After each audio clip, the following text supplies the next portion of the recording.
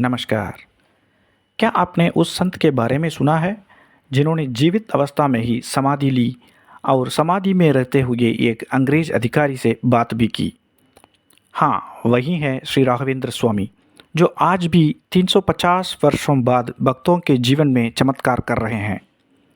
तमिलनाडु के भुवनगिरी में दिम्मन भट्ट और गोपिकांबा के घर में जन्मे वेंकटनाथ, बचपन से ही उन्होंने वेद, पुराण, संगीत और व्याकरण में निपुणता प्राप्त की।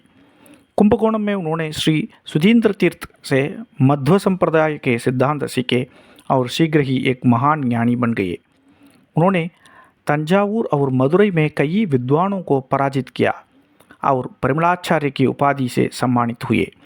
कुछ वर्षों बाद गुरु के आदेश पर उन्होंने संन्यास ग्रहण किया और कहलाए श्री राघवेंद्र स्वामी। कहा जाता है वे कोई साधारण संत नहीं थे, वे भक्त प्रहलाद के पुनर्जन्म थे। वही प्रहलाद जिन्होंने भगवान विष्णु के नरसिंह अवतार का दर्शन किया था, उसी आत्मा ने इस युग में राघवेंद्र के रूप में अवतार लेकर भक्ति, ज्ञान और सेवा का मार्ग दिखाया। अपने जीवन काल में स्वामी जी ने अनेकों अद्भुत चमत्कार किए। वे प्रतिदिन मूलराम मूर्ति की पूजा करते थे, वही मूर्ति जिसकी पूजा स्वयं ब्रह्मा, ऋषि और श्री राम ने की थी। एक दिन एक नवाब ने उन्हें परखने की सोची। उसने फलों की थाली में मांस रखकर भेजा। स्वामी जी ने अपने दिव्य दृष्टि से यह जान लिया और उस मांस को फल और फूलों में बदल दिया। नवाब उनके चरणों में झुक गया।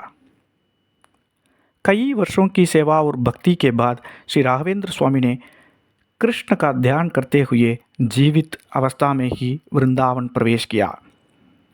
उनके शिष्य अपन्नाचार्य जब दर्शन न कर सके तो स्वामी जी ने वृंदावन के भीतर से ही उन्हें दिव्य रूप में दर्शन दिए। कुछ वर्षों बाद ब्रिटिश कलेक्टर थॉमस मंड्रो कर वसूलने आए। स्वामी जी ने समाधि के भीतर से ही उनसे अंग्रेजी में संवाद किया।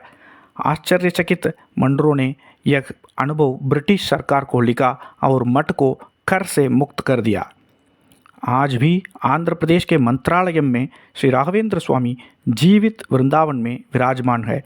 सैकड़ों वर्षों से वे भक्तों को आशीर्वाद दे रहे हैं और आज भी अनगिनत चमत्कार कर रहे हैं।